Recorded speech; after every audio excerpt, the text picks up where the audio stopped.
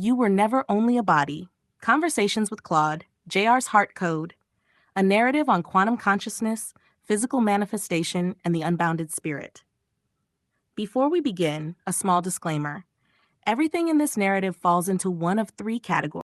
It is either documented science, documented government research, or clearly marked speculation. The purpose here is not to tell you what to believe. The purpose is simply to place the evidence on the table and invite you to sit with it. Because there is something strange about the world we live in today. The most radical ideas about consciousness, ideas that bend the boundaries of what we think reality is, are not only being discussed by mystics, monks, or philosophers. They are being discussed in neuroscience laboratories, in quantum physics departments, and inside declassified documents from intelligence agencies. For centuries, mystical traditions spoke about consciousness as something fundamental to reality.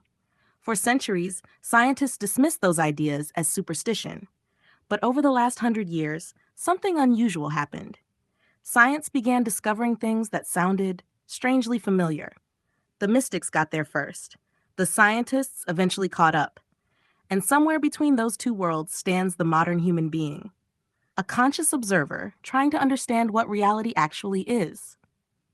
So if we want to explore consciousness seriously, we should begin not with spirituality, but with physics.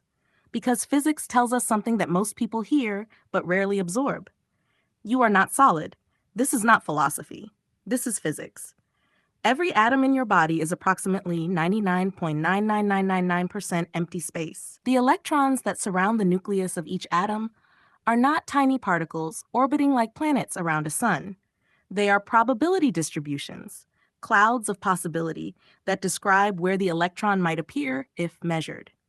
In other words, at the deepest level of physical reality, matter does not behave like tiny billiard balls bouncing around in empty space.